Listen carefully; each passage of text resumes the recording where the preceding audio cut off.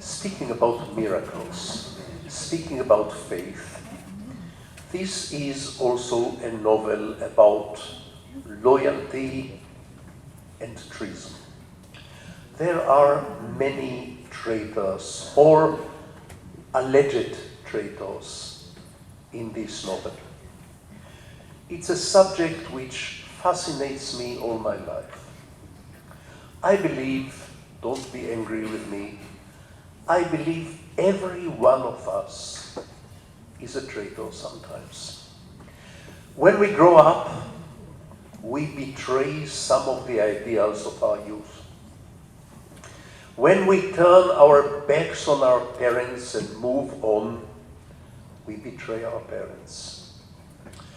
Each time we change our minds on something at all, it's a little betrayal. When we get rid of an old, friendly washing machine and buy a new one, it's a tiny little betrayal. So we all are.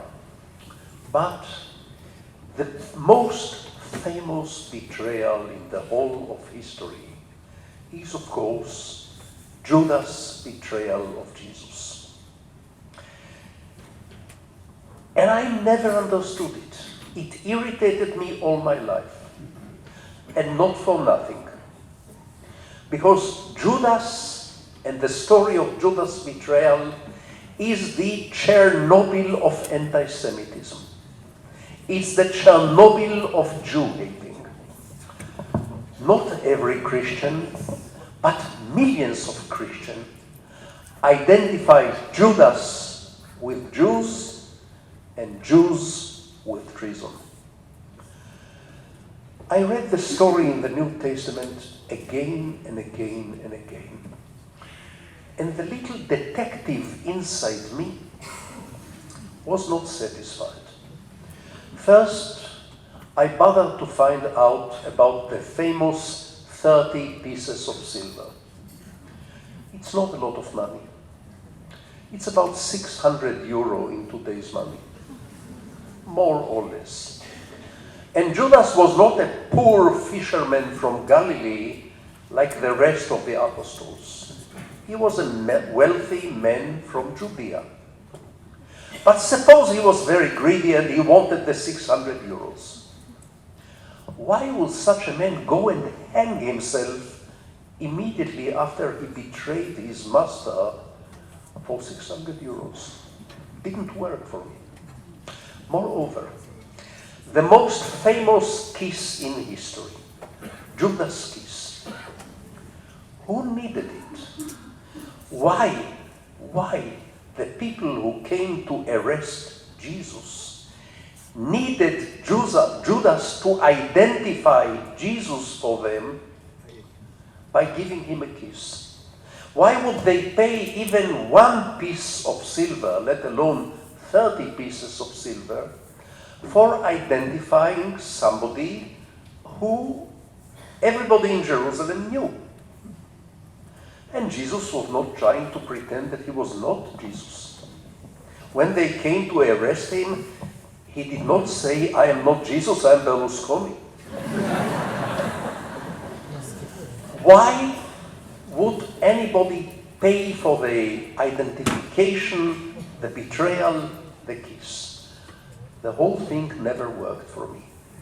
And my protagonist, Shmuel Ash, has a totally different version of the story. In his version, Judas believed in Jesus even more than Jesus believed in himself. The subject of the research of Shmuel Ash, the protagonist of the new novel Judas, the subject of his research is Jesus in the eyes of the Jews. My great-uncle Joseph Klausner wrote an important scholarly book on Jesus, claiming quite convincingly that Jesus was born a Jew and died a Jew and never intended to start a new religion. Jesus never crossed himself, not once in his life. There was no reason to. Jesus never set foot in a church. There were no churches in his day. He went to synagogue very often, synagogues like this one, and made scandals in the synagogues. He was a nonconformist Jew. He was a rebellious Jew, but he lived and died as a Jew. If I may break a little anecdote on this subject with your permission, there is a story about a great rabbi who dies and goes to heaven. And they checked his record and they found that he was wonderful. So they grant him an audition with God. And the rabbi kneels before God and says, God Almighty, all of this is a terrible mistake. I don't deserve to be in heaven. I don't deserve to be in paradise. Why not? There is a terrible stain in my family, a terrible shame in my family. God says, what is it? I can't say, it's too terrible, it's too embarrassing.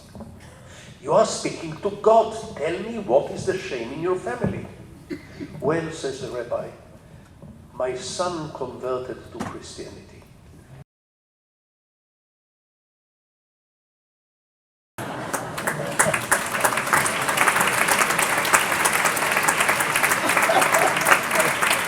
But this is not what Shmuel Ash thinks. Shmuel thinks that Jesus was one of the greatest Jews in all times, and that things that were conducted in his name would not have satisfied him. Many things of violence and cruelty, crusades and inquisition and torture and persecution of non-believers and persecution of religious minorities would not at all be to the liking of this great Jew.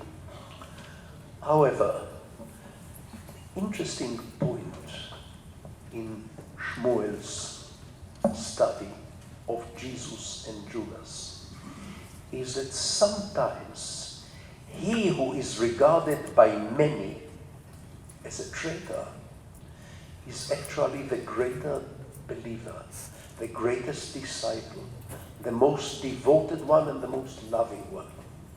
And this applies both to Judas and to Abravanel in this novel. A traitor, ladies and gentlemen, and I speak from experience because in my country I've been called a traitor many times. A traitor is sometimes a person who is slightly ahead of his time or her time.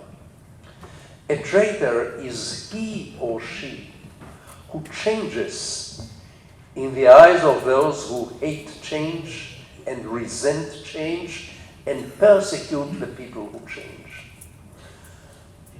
If I think back